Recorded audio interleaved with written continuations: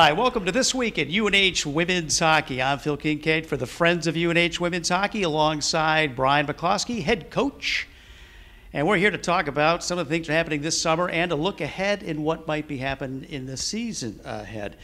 Well, we know one of the big questions when you head into a new season is what your leadership is going to be. And we've been blessed over the past couple of seasons with some really great senior leadership. Yeah. And at the banquet this year was announced that Kelly Paton will step in as this year's captain. Talk a little bit about Kelly and what she brings to the table in terms of leadership. Well, Kelly's she's a fierce competitor. I think she'll be a fabulous leader for us this year. Hard worker, totally unselfish player. I mean, pretty much embodies what you'd want in a captain. I mean, when I look back, Marty Garland, Casey Bellamy, we've been blessed with great leadership, and those have been the ones who've worn the sea of late. We've had some other great players who've exhibited a lot of leadership around them, and I expect we'll get the same thing this year. But Kelly is she's just an outstanding player, but I think it's the style that she plays with, Phil, her competitiveness, her, like I said, unselfish behavior. And she's just a very intelligent player. So, I mean, when you put all those things together, I mean, coupled with the fact that her work ethic is right at the top, you got yourself a pretty special person and someone who can clearly lead the team to much the way Casey did last year. Yeah, I'm actually going home in about a week back to Woodstock. And there I'll have a job and then probably work out with my brother for the most part. He's good with that, so. But I guess it's all dependent on how I do at under 22 camp. If I don't make the team, I'll probably head back here right away. So I might be back the third week of August. If I do make it, I'll be back a little later, but I'm hoping to get back here as soon as possible just to kind of feel out the new team. We have quite a few new people. I head home tomorrow, and I'll just be training, and I work. I teach little kids how to play hockey, so that's exciting, and Mississauga, Ontario. A lot of good players come from Mississauga. Yeah, it's a good group. I'm really glad and really fortunate that I got to stay up here for June. Just for June, I got to go home and work. Got to go to the real world, yeah.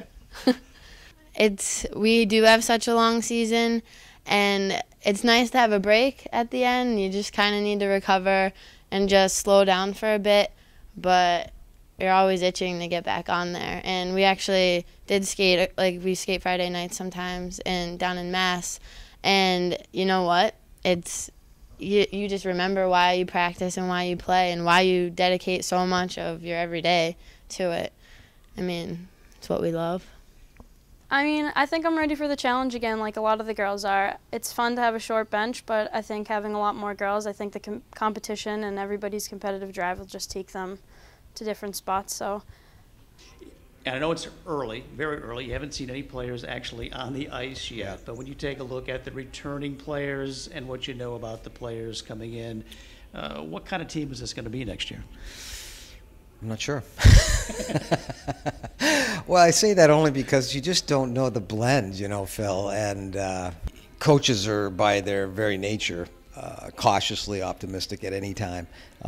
We don't have, because of the size of the incoming class and the small returning class, I think maybe for the first time in 4 or 5 years, the question marks are a little larger, because even in the past, maybe you've had the opportunity that if you had a big question mark in a certain area, you might have been able to fudge it by moving an older player into that spot temporarily while the younger player learned. Might not have that luxury this year.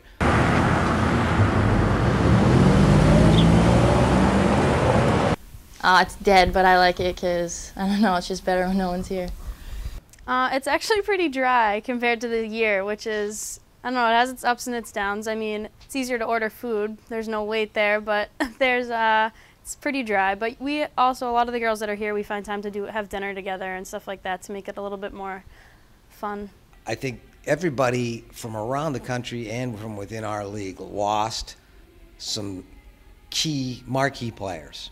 So that, you know, with that information, I guess, out there and everybody kind of, or that understanding, I just think what it makes is it really makes for probably the most wide open national race, maybe one of the most wide open league races in the history of women's hockey, because I can see all three leagues having having new faces emerging, and the old or the returning. We're not old, the old guard, because we'll have all these new faces. But the champs are gonna, the teams that have been at the top are gonna have to really fight for their ground, and I know that's gonna be the case with ourselves. There's gonna be 3 or 4 teams in our league, if not more, battling for the regular season crown. So I think what bodes well for the fans is it's going to be an exciting season.